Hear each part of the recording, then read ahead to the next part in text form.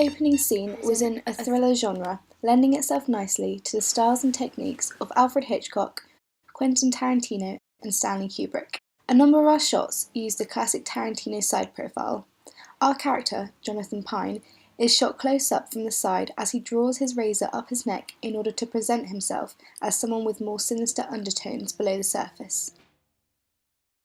Moreover, during our editing process, we included a backing track which we edited in time to, so that each cut matched the music's beat.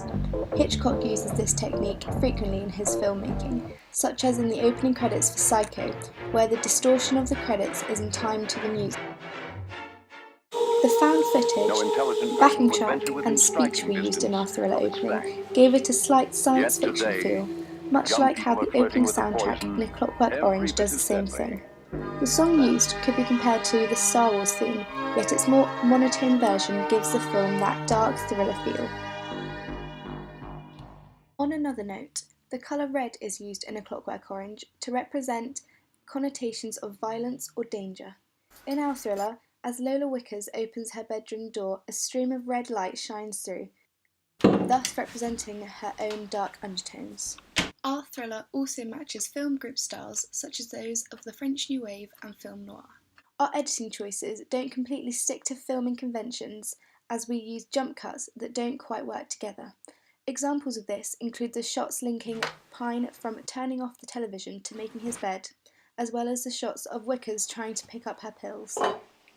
We use this stylistic method to create unease for the viewer so they know that something isn't quite right. In terms of film noir style choices, ours are slightly more subtle. While we haven't shot in black and white, we have portrayed the taboo themes of alcohol and drug misuse by a young girl, which is often frowned upon. We did this to give our character depth. The viewer is unsure of whether they disapprove of her or feel sorry for her. The character of Lola is representing young people everywhere, struggling with the balance of work life and social life. However, you wouldn't necessarily call it social, as Lola is portrayed as a young person who goes out all night, getting herself into trouble with drugs, alcohol, and perhaps men. On the other hand, Jonathan Pine is a straight-up, middle-class, middle-aged businessman who lives in a clean and almost OCD-fueled house that mirrors his struggle with OCD, that is perhaps the gateway to his insanity later in the film. Pine takes time and attention to detail over every aspect of his daily routine, which gives him that squeaky clean character feel. Our thriller would be best suited to distribution at an art house cinema. This is because this is the birthplace of independent films, which is the style I want mine to go for. If we were to create an entire movie, I'd want to use new and barely known actors in order to emphasise the nobody feel of our characters. The film tackles hard subjects that push the boundaries of its 15 certificate rating, as you are shown drug and alcohol misuse and would later on get an indication of physical and sexual abuse. An example of an art house cinema I can think of is the Harbour Lights Picture House Cinema in Southampton.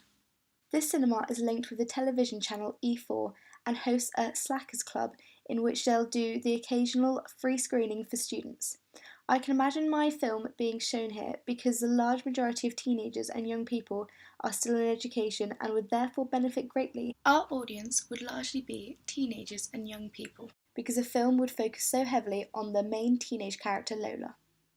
In terms of UK tribes, I think our film would appeal to townies as they are generally the more adventurous and rebellious socialites who dance along the line of right and wrong and challenge the rules. Lola conveys the message of the most happy and sociable are often the most troubled, which has the potential to relate to many viewers. Moreover, the results from our SurveyMonkey survey showed that many of our potential viewers were teenagers and young adults wanting a psychological thriller. I think Pine's character would be relatable to an older viewing audience of working middle-class adults who all work immensely hard to make money, and how this is very physically and emotionally demanding. The audience is given a very close-up, almost intimate view of what people do behind closed doors. It is not often that you get such insight into a person's life through what you learn from their morning routine. The audience is pulled right into the fine, perhaps uncomfortable details such as the removal of fake eyelashes and the trimming of nose hair. This way, the audience is given almost the entirety of the character from the very beginning with subtle hints that tell and foreshadow. We did this in our camera work by using quick close-up shots because it gave the impression of seeing everything, but only briefly, as if there's something to hide. Furthermore, in our editing, we added found footage and a voiceover to almost throw the audience off.